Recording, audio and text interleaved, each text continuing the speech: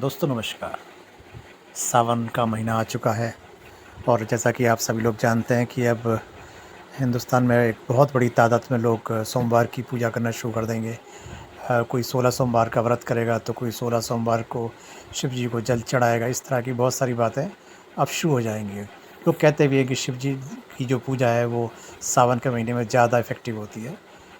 इस विषय में तो मैं ज़्यादा कुछ नहीं कह पाऊँगा क्योंकि सबकी अलग-अलग धारणा है और सबकी अपनी अलग-अलग सोच है। कुछ हमारे ग्रंथ और कहानियों में भी कुछ अलग-अलग वर्णन है। बस मैं तो इतना कहना चाहूँगा कि जो लोग शिव जी की पूजा करते हैं या सोमवार में व्रत रखते हैं, उसके पीछे का रीज़न क्या है?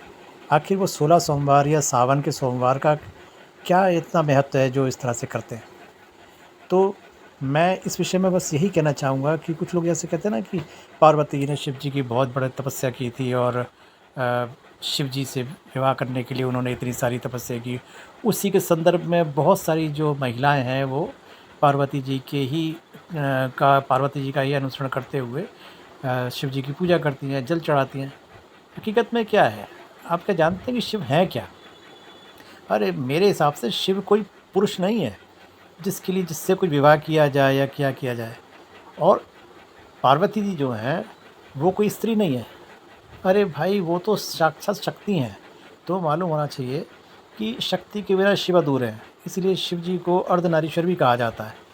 इसीलिए जो पार्वती जी हैं, जो शक्ति है वो शिव जी का ही एक पार्ट है, पार्ट ऑफ द शिव जी। तो इसलिए ये कहना है कि शिव एक पुरुष है, पार्वती एक नारी हैं, मेरे हिसाब से अन्याय होगा।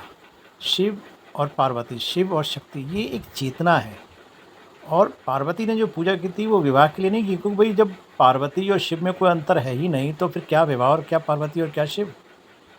पार्वती ने तो सिर्फ़ एक संदेश देने की हमारे जैसे आप जैसे भक्तों को संदेश देने की कोशिश की थी कि शिव को पाना नहीं, शिव को अपनाना है।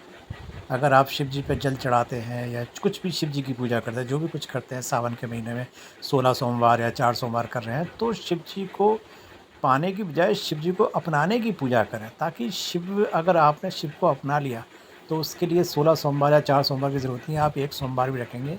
लेकिन अगर आपने शिव को अपना लिया, तो समझ लीजिए आपका बेड़ा पार हो गया। इस दुनिया में आपका जन्म सार्थक हो गया। अदरवाइज़ लगे रहो शिव जी पे जल चढ़ाने, लगे रहो 16 सोमवार या 160 सोमवार, कुछ नहीं होना। तो इसीलिए आप सबको शिव जी की सबको आशीर्वाद हो और ये सावन का महीना आपको बहुत-बहुत मुबारक। धन्यवाद।